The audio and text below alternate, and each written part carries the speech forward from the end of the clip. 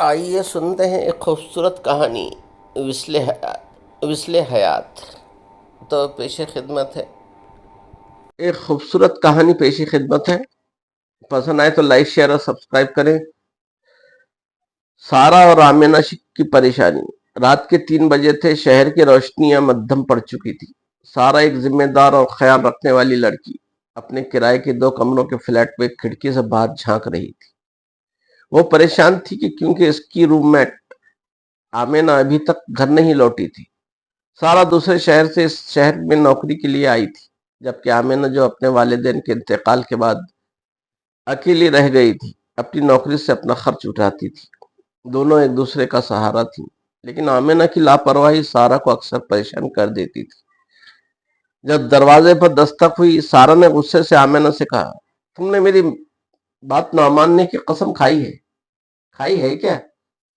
کتنی بار کہا ہے کہ شام سے پہلے گھر آ جایا کرو، شہر کے حالات خراب ہیں اور تم آدھی رات تک باہر رہتی ہو۔ تمہارا فون بھی بند تھا، میں کتنی پریشان تھی۔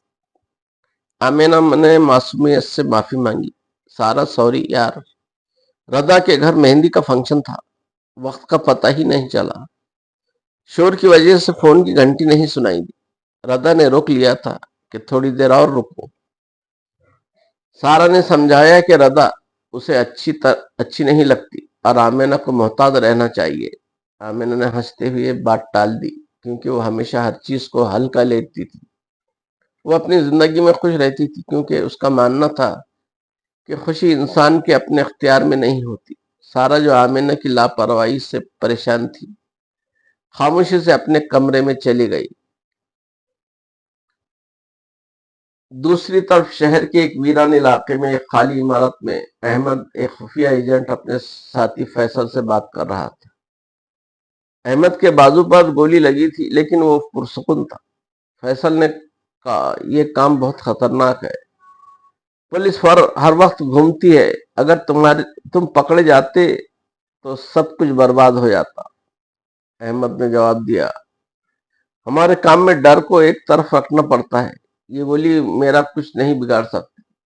احمد ایک خفیہ مشن پر تھا، جس کا مقصد راشد، ایک بڑے دہشت گرد گینگ کے سرغنہ کو پکڑنا تھا۔ راشد اور احمد کبھی دوست تھے، لیکن ایک ماضی کے واقعے نے راشد کو ایجنسی سے نکال دیا تھا اور وہ اب احمد کا دشمن بن چکا تھا۔ راشد کا گینگ خفیہ کوڈز کے ذریعے اپنے منصوبوں کو چھپاتا تھا۔ یہ کوڈز ایک دکاندار یاسر کے ذریعے کتابوں میں چھپا کر منتقل کیے جاتے تھے، لیکن یاسر کے بیٹے نے غلطی سے ایک ایسی کتاب جس میں اہم کوڈ لکھا تھا، دوسری کتابوں کے ساتھ فروخت کر دی۔ یہ کتاب آمینہ کے ہاتھ لگ گئی۔ اگلے دن آمینہ جب گھر سے نکلی تو ایک سیاہ گاڑی اس کے سامنے رکی۔ ایک نقاب پوش نے اس کے منہ پر رومال رکھا اور وہ ہوش کھو بیٹھی۔ جب وہ ہوش میں آئی، ایک تاریک کمرے میں تھی، سامنے احمد بیٹھا تھا۔ آمینہ، جو ناولوں کی دیوانی تھی، نے مذاقن کہا، کیا آپ ہیرو ہیں؟ کیا آپ نے مجھے اغوا کیا کیونکہ آپ کو مجھ سے محبت ہو گئی؟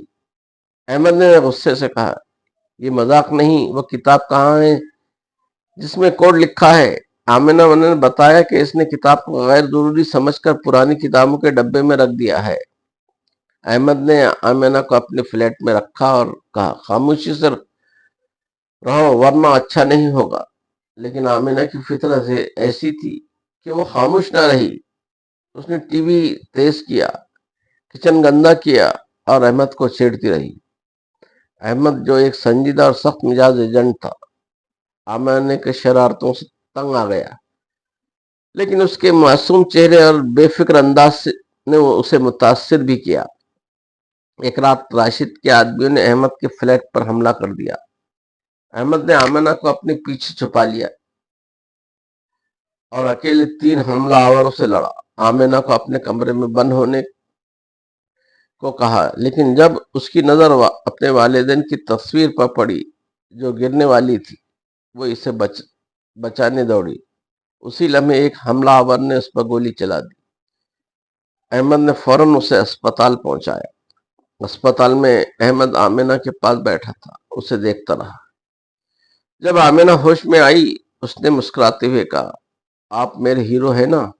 احمد نے مسکرا کر جواب دیا، ہاں میں تمہارا ہیرو ہوں۔ اس نے بتایا کہ راشد اور اس کا گینگ پکڑا جا چکا ہے۔ کورٹس کی مدد سے احمد نے اپنا مشن مکمل کر لیا تھا۔ ہسپتال سے نکلنے کے بعد احمد نے آمینہ کو سمندر کے کنارے لے جا کر اپنی محبت کا اعتراف کیا۔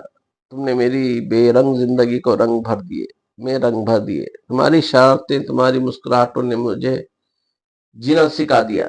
میں تم سے بے انتہا محبت کرتا ہوں۔ آمینہ نے اس کے سینے پر سر رکھا اور کہا، میں جانتی تھی آپ میرے ہیرو ہیں۔ احمد نے اپنی خطرناک نوکری چھوڑ دی اور اپنے والد کیک کا کاروبار سنبھال لیا۔ اس نے آمینہ سے شادی کر لی اور دونوں اپنی چھوٹی سی دنیا میں خوش رہنے لگے، جہاں نہ کوئی دشمن تھا نہ کوئی خطرہ، بس ان کی محبت تھی۔ کہانی پسند آئے تو لائک، شیئر اور سبسکرائب کریں۔ سننے کا بہت شکریہ۔ ملتے ہیں اگلی ویڈیو میں، تب تک کے لیے اجازت دیجیے۔ خدا حافظ۔